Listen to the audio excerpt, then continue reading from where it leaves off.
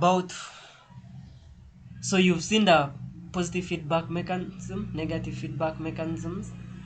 You have seen certain examples where they are involved, and you can write an essay of 20 marks by the way, as far as feedback mechanism is concerned. Excuse me, teacher. Yes.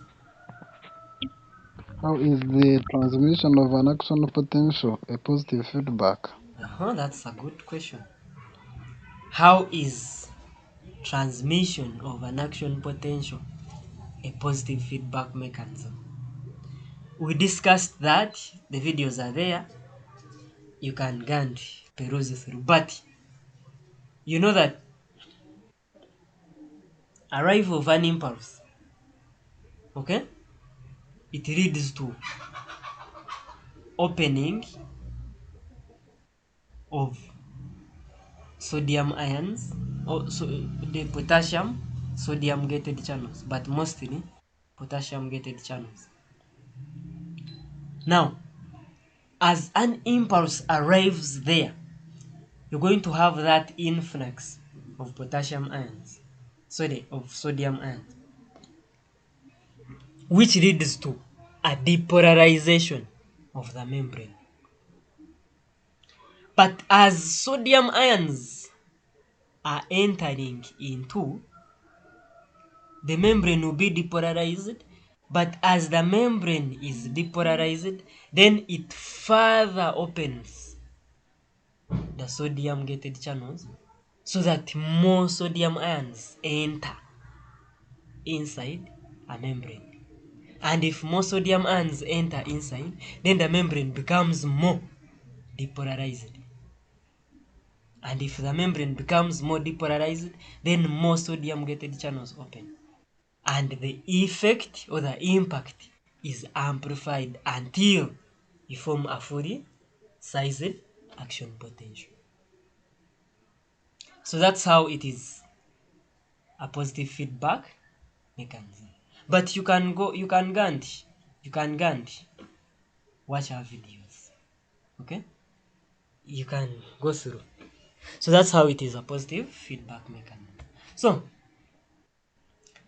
obviously, now like I told you, if the question says describe how normal blood glucose levels are maintained, in your answer, if you don't have a stimulus,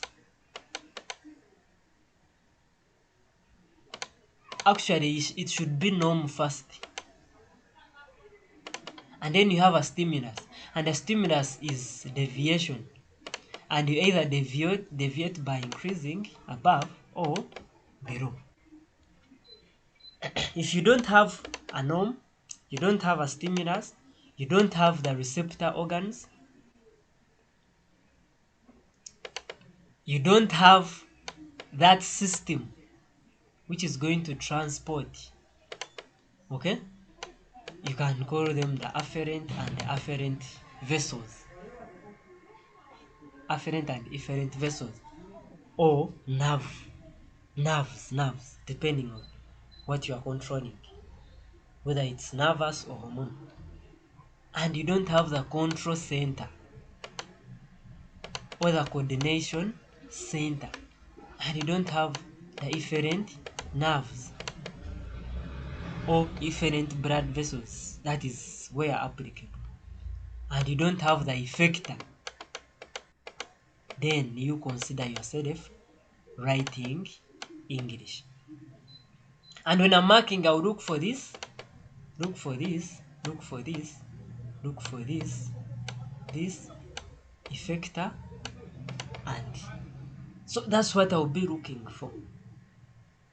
If it's not there, then you know that you are not writing science. You are not writing homeostasis, but rather your own things, English, stuff like that. So it begins with a norm, and the norm is 90 milligrams in 100 centimeters cubed of blood. 90 milligrams of glucose. So it should be maintained at this. That any deviation, either above or below, then it is going to induce the body to adjust accordingly. So let's begin with a deviation above, a positive deviation. So if there is a positive deviation, if the level of glucose increase above normal, that condition is known as hypoglycemia. So the hyper means high. Hyperglycemia, then the body is going to respond. It won't sit. How is going to respond? By negative feedback mechanism. It's a negative. You will have to detect, and you have glucoreceptors in the pancreas and in the hypothalamus, but mostly in the pancreas. The glucoreceptors, they will detect that, and after detecting that, now you have a norm, okay, and now you have receptors. The glucoreceptors, they will detect that glucose level is so high, and after detecting that, then they will stimulate the beta cells of the islets of Langerhans to release which hormone? The insulin hormone. You saw the other GIF up. And now the insulin hormone, it will travel through blood vessels to the liver and to the body cells, where the insulin will bring back or will bring its effects that will try to restore, that will try to bring back the levels of glucose in blood to the norm. And what are those effects? Number one, you increase the rate of uptake of glucose by the liver cells. Remember, it is in blood. So you increase the rate at which glucose, which is a sugar, is going to be absorbed from blood into the liver. And then after you have absorbed the glucose into the liver, then you increase the rate of respiration so that you break down, in quotes, you break down the much glucose that has accumulated in blood, and you convert it into energy, maybe, and store the energy in a bid to reduce the glucose levels in blood. And then after that, the remaining can be converted to glycogen. Glycogenesis. Glycogenesis can be converted to glycogen. And you know that glycogen is a polysaccharide that has no impact on the osmotic pressure. Everything is kawa, highly coiled, so that it can easily be stored. Okay? You store the glycogen, enough of it, in the glycogen granule. And finally, you convert the excess glucose into non-carbohydrate compounds. These fats and proteins. And then you store fats in the blubber, in the adipose tissue. It cushions the body organs, and the excess are deposited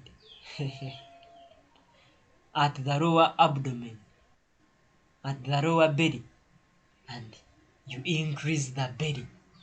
And then people start saying that, man, you have money. Man, you got money. As if you have one. Yet that's excess glucose. That's just glucose. And you become obese. You lose shape. And boom. But now, how about if the level of glucose drops below the normal level? Below the 90 milligrams? per 100 cc. What happens? What happens? Then the beta cells, sorry, the glucoreceptors in the pancreas, they will detect. So as blood is passing through the pancreas, these receptors keep on monitoring. Together with the hypothalamus, you have their receptors which keep monitoring. So in case the blood glucose levels or blood glucose level is low, condition known as hypoglycemia, then these receptors, they will receive that, they will detect that, and stimulate the alpha cells in the islets of Langham to release another hormone. Now the release of these two hormones, it's antagonistic. You stimulate beta cells, the alpha cells are inhibited. Okay? You stimulate alpha cells, beta cells are inhibited. And you remember the hormone responsible for that in coordination. So now, after releasing that hormone, glucagon, it will induce, it will bring about all the physiological responses that will try to restore back the normal levels, that will try to increase glucose levels in blood by negative feedback. And the hormone is the glucagon hormone. So what does it do? It will be transported to the liver where it is going to activate the phosphorylase enzyme which catalyzes the hydrolysis of glycogen to glucagon. Oh, to glucose. And what happens? The levels of glucose in blood will increase, and if the levels do increase, you restore the normal levels. Then glycogenolysis. Lysis means splitting. Okay? It is the same thing. Okay? The glycogen is broken down into glucose. Then you reduce the rate of respiration. Why? The levels of glucose in blood, the level is low, glucose is down. So why would you have that high rate of respiration? Why? For what? For who? So you try to reduce respiration, and that means you reduce your state of body activity. If you are locomoting, then that's when you feel weak. You cannot climb, you cannot run. So the body induces that so that you just rest and use energy to vital activities of the body.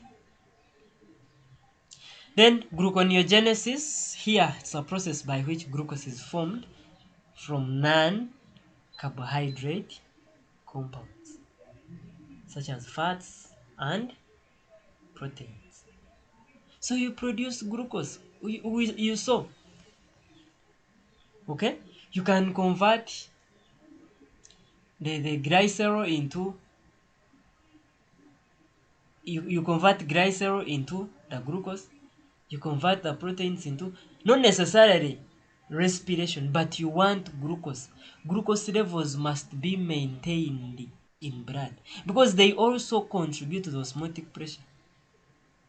So leave alone respiration, no, but you convert the real glucose, you form glucose, and then it is shunt into blood so that the normal levels, the normal glucose levels in blood are maintained,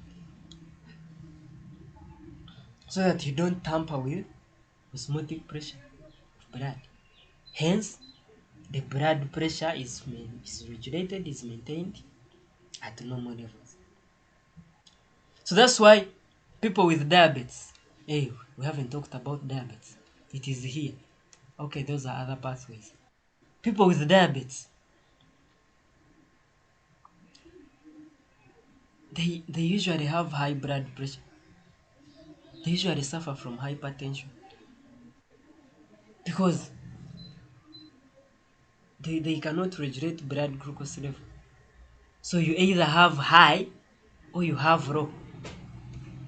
And when you have high, then you absorb too much water from the tissue fluid. You saw the tissue fluid. And when you absorb too much water from the tissue fluid, then the blood volume increases. And the heart pumps too much blood,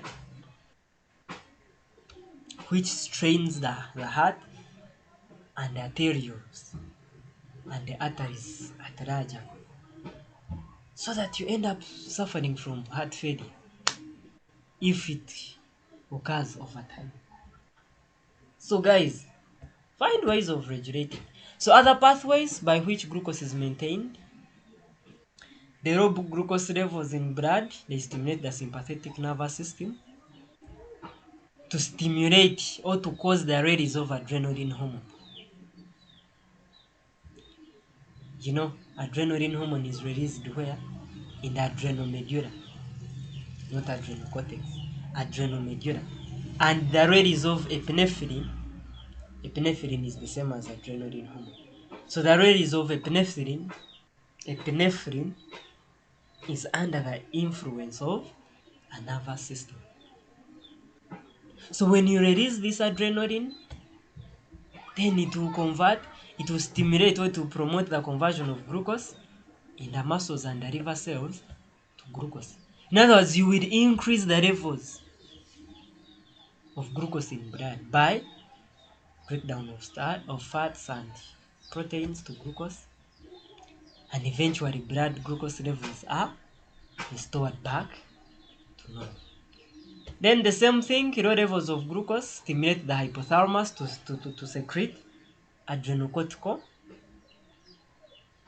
adrenocortical releasing hormone or adrenocortical trophic releasing hormone. Now, differentiate between a releasing hormone. Now, releasing factor, actually it's factor, not, this is a neurohormone. So that's why it is referred to as a releasing factor. We studied that in coordination, you all know that. So a releasing factor, it's a neurohormone that is released by neurosecretory cells in the hypothalamus, which travel to the pituitary gland, but not the whole pituitary gland. Be specific. The anterior pituitary gland to release adrenocortical trophin hormone, which travels directly to the adrenocortex, where it stimulates the release of cortisol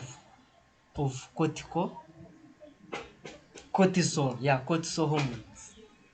And you remember, in our coordination, these cortisols, they do increase the levels of glucose in blood. So about where, when you reach a condition where all this has failed, even the backup has failed, then you suffer from a condition. It's a condition, not a disease. Distinguish between a disease and, so this is just a condition where the body cannot regulate glucose levels in blood. So blood will always exceed. Actually, it is overshooting, not just, it's overshooting. You can imagine this person here. Instead of 90, it was 105 milligrams per 100 centimeters cubed. There is DL, but I think that is deci or deci, stuff like that. So it overshoots, and that's too much.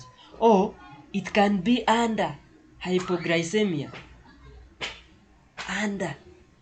That's when you see somebody suffering from diabetes. Shrinking, the eyes shrinking, cannot see properly, cannot walk, cannot speak.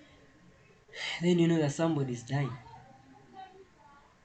So the first aid you can give such a person is to give a Coke soda or Fanta, but not Coke Zero, not Fanta Zero, but Coca-Cola. No, it will be a life-saving. It will be a good first aid and then you rush such a person to a hospital. So due to failure of faulty pancreas to secrete enough insulin, then the positive feedback happens. You keep on overshooting. So glucose in blood further increases to the extent of appearing in urine. Glucose increases above the critical maximum value. Now if glucose level, now a normal person, your urine does not contain any glucose. That's a normal person. But when you are diabetic, then the glucose levels in blood overshoot beyond the critical maximum value, that during that ultrafiltration, during that urine formation, too much glucose is going to be shunt into the glomerular filtrate, okay? But it cannot be reabsorbed, the whole of it, from urine. So when you are passing out, you pass out some urine with some glucose, okay? And when you carry out the Benedict's test, you need to give a positive test. That's when we shall know that probably this person is suffering from diabetes mellitus. So we discussed this as far as coordination is concerned, but also here, since it is a homeostatic control, we had to go through it. So otherwise, let's call it a day. If there are questions, you are free to WhatsApp me, you are free to email me, you are free to anything. I'll be happy to attend to your questions.